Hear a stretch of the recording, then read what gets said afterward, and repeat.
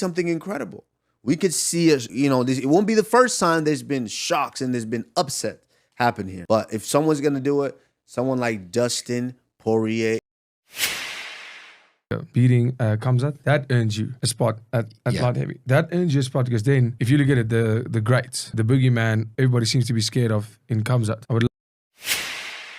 Me. And now take this. Now let's take Justin Gaethje. Oh yeah, baby. You're gonna have to survive, don't you?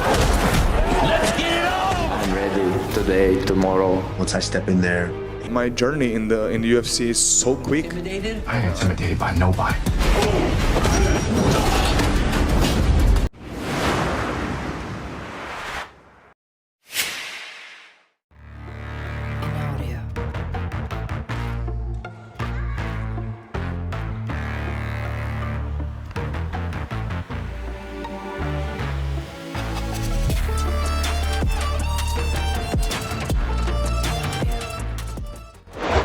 Pada bulan April lalu, mega bintang Irlandia ini mengejutkan semua orang ketika dia mengungkapkan bahwa dia sekarang menjadi salah satu pemilik Bare Knuckle Fighting Championship atau BKFC.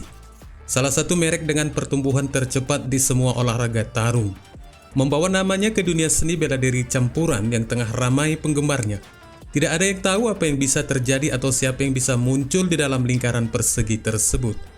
Namun selama wawancaranya baru-baru ini dengan The Make Life, menjelang kembalinya dia ke oktagon dari pertarungan yang sangat dinanti-nantikan di UFC 303 yang akan digelar pada tanggal 29 Juni mendatang.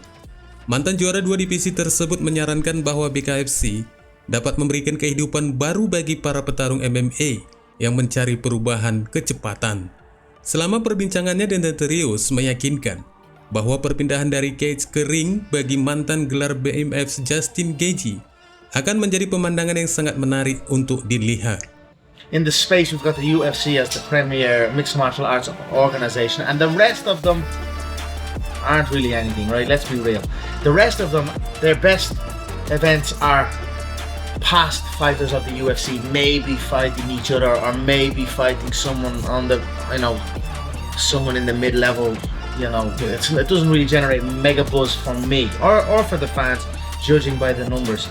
We've seen the UFC middleweight champion or former UFC champion or UFC veteran move to another mixed martial arts fight promotion and do this. We've seen him fight MMA all their career. Now they're fighting MMA still. It doesn't get the pop for me. And now take this. Now let's take Justin Gaethje, who's a UFC veteran, former BMF holder. He never held the belt, I don't believe. Never. Interim belt. Take him. Let's put him in bare knuckle. That's exciting. Yeah. That is really, really exciting.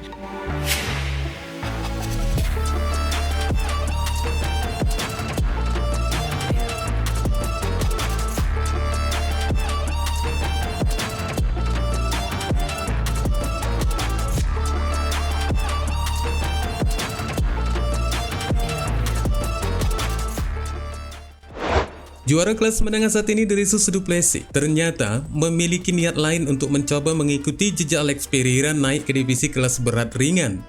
Dan sudah menjadi asupan umum bagi para petarung MMA. Memiliki dua sabuk dari dua divisi merupakan ambisi dari mereka. Bagi du Plessis yang baru saja dinobatkan menjadi kepala gerbong di divisi kelas menengah. Setelah berhasil mengalahkan mantan juara sebelumnya Sean Strickland, memiliki dua nama lagi untuk meneruskan langkahnya ke divisi tersebut. Petarung Afrika Selatan itu menyebutkan dengan nama pertama adalah Israel Adesanya. Namun bagi du Plessis, dalam wawancaranya di acara The Seas du Plessis Show mengatakan, jika dia diyakininya mampu melewati Adesanya. Hal ini mungkin bercermin dari du Plessis yang telah mengalahkan Sean Strickland, dan di mana mantan juara itu juga sebelumnya telah mengalahkan Adesanya.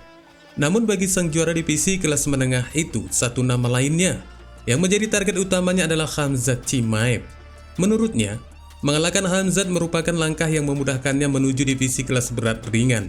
Selain itu, du Plessis juga memiliki rasa ketertarikan lainnya untuk melawan The Boss yang disebut orang-orang petarung Chechnya itu ditakuti banyak lawannya.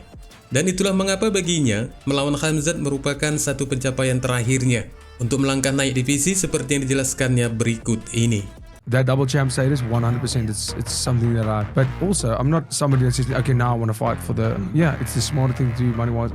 I believe beating Adesanya, if Khamzat beats Whittaker, beating Khamzat, that earns you a spot at light heavy. That earns you a spot because then, if you look at it, the greats, the boogeyman, everybody seems to be scared of in Khamzat. I would love that fight. Fighting easy, beating easy. One of the best middleweights to ever do it. And beating Robert Whittaker, one of the other best middleweights to do it. That earns you that spot. But like I said, I have no problem defending my belt a few times before that. But for now, my focus is 100% on that middleweight division, and my next fight, which in all likelihood would be Israel Adesanya, and that's where all my focus is. None of the other plans, obviously that is in the trajectory for me, but none of the other plans can come together without this.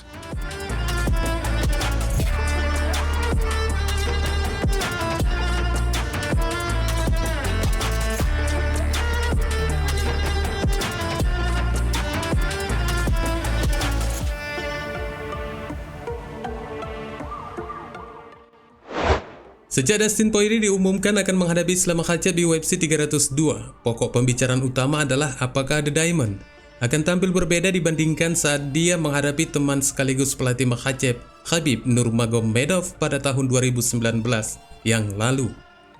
Seperti yang selalu terjadi ketika lawannya berhadapan dengan juara yang sering melakukan grappling, sebagian besar dari narasinya adalah apakah sang penantang dapat menghentikan takedown dan memanfaatkan pertukaran serangan semaksimal mungkin. Mantan juara kelas welter UFC Kamaru Usman baru-baru ini menunjukkan satu fakta yang dapat membantu Poirier dalam menunjukkan kekuatannya pada awal Juni yang akan datang. Pada episode terbaru podcast Pound for Pound, Usman berbicara tentang detail penting yang mungkin tidak disadari oleh beberapa orang hingga malam pertarungan itu tiba. Saat bersiap menghadapi lawan dan mempelajari mereka di seluruh camp, bagian besarnya adalah mengidentifikasi pola mereka yang akan ditentukan oleh pendiriannya. Usman menarik perhatiannya pada bagaimana kedua dari pria tersebut dengan memiliki sikap yang sama dalam pertarungan ini. Dan itu adalah sesuatu di mana Poirier punya rekam jejak yang sukses menghadapi lawan-lawannya. If I was a betting man, I don't like the fact that Dustin Poirier he's getting another crack at this. It's like you let somebody hang outside the club long enough. You tell him, no, don't come in. You can't come in. You can't come in. You letting him hang out there long enough. He's gonna figure out a way in. He's gonna figure out a way in the club.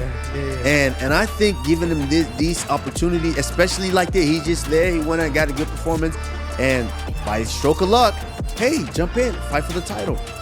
And June 1st, I'm not calling it, but I'm saying we could see something incredible. We could see it won't be the first time there's been shocks and there's been upset happening. But if someone's going to do it, someone like Dustin Poirier is very capable of being able to do it. And what's the over and under? Let's go. Ya, inilah beberapa informasi dari dunia UFC yang telah tersaji di pembahasan kita kali ini, dan nantikan pembahasan-pembahasan berikutnya di waktu yang akan datang. Wassalamualaikum warahmatullahi wabarakatuh.